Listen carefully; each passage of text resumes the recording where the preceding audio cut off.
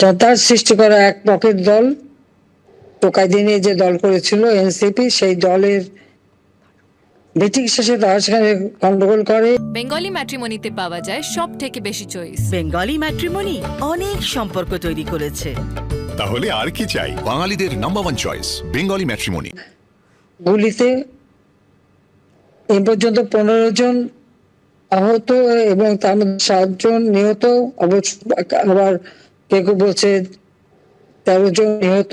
সঠিক তথ্যটা এখনো পাচ্ছে, তবে 7 জন নিহত হওয়ার কথা শোনা যাচ্ছে। যে ছাত্রদের হত্যা করেছে, যে সমস্ত ছাত্ররা হত্যা করেছে, তাদের আত্মার শান্তি এবং মাকফারাত কামনা করি। পরিবারের প্রতি আমার সম্মানিত জানাই, আর যারা আহত হয়েছে তাদের চিকিৎসা এবং দ্রুত আরোগ্য লাভ করতে চাই। কিন্তু এখন সে অত্যাচার চলছে, নির্যাতন চলছে।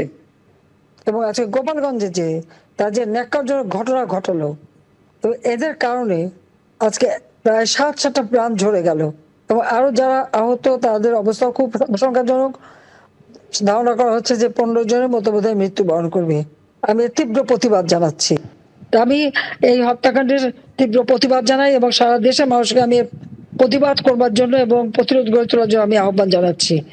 কেউ এখন আর ঘরে বসে থাকার সময় নেই, সবাইকে যে যা আছে তাই নিয়ে এখন পথে নামতে হবে এবং এই দুঃশাসনের হাত থেকে দেশকে মুক্ত করতে হবে। দেখুন, আপাত দৃষ্টিতে এই মুহূর্তে ভারতের জন্য কোনো উদ্বেগের ব্যাপার নেই, এটা বাংলাদেশের আভ্যন্তরীণ ব্যাপার। কিন্তু যেটা আমি বলবো যে এই যে জাতীয় নাগরিক পার্টি, এদের এই গোপালগঞ্জে যাত্রার পিছনে উদ্দেশ্যটা কি? এদের উদ্দেশ্যটা ছিল যে কিছুদিন আগে মুজিবুর রহমানের বাড়ি, যেটা আমরা 34 নম্বর বলে, সেইখানে ঢাকাতে সেটাকে ধ্বংস করা হয়েছিল, ভেঙে দেওয়া হয়েছিল, আগুন লাগিয়ে দেওয়া হয়েছিল।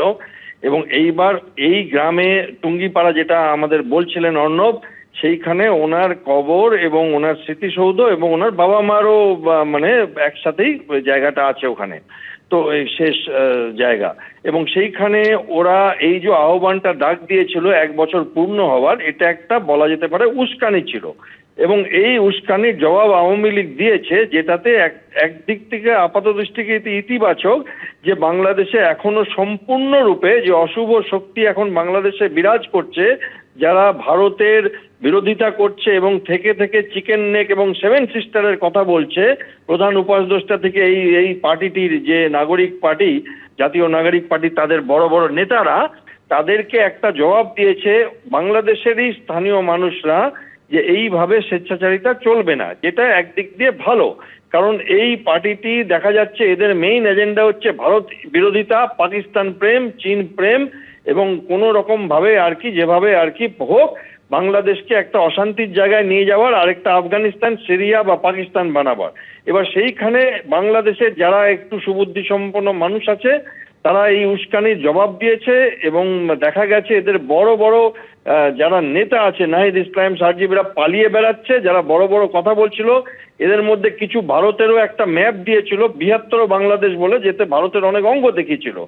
তো তারপরে সেটা পুছেও দেয় এবং এদেরকে মিলিটারি থেকে বাঁচিয়ে নিয়ে যাওয়া হয়েছে মনে হয়, এবং আত্মরক্ষার জন্য। এবং আমার মনে হয় এতে এই মুহূর্তে ভারতের কোনো, বাংলাদেশকে টাইট দেওয়ার জন্য ভারতের তো কোনো মিলিটারি দরকার হবে না।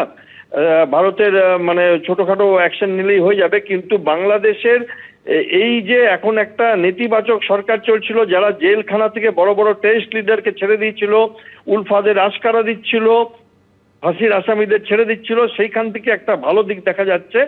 দ্বিতীয় কথা, এটার একটা বাজে ব্যাপার হতে পারে, হয়তো সংখ্যালঘু বাংলাদেশের যে সমস্ত হিন্দু আর শিখ আছে তাদের, হিন্দু আর খ্রিস্টান আছে তাদের উপর হয়তো অ্যাটাক আসবে, মন্দির ভাঙচুর করা হবে।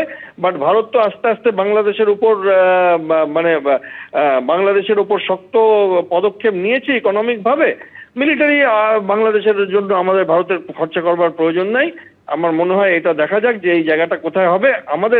আমাদের জন্য এটা একদিক দিয়ে যে ভালোই, যে এই মুহূর্তে ভারত বিরোধী সরকার একটু বিপাকে পড়েছে। অনেক ধন্যবাদ ব্রিগেডিয়ার দেবাশিস দাস।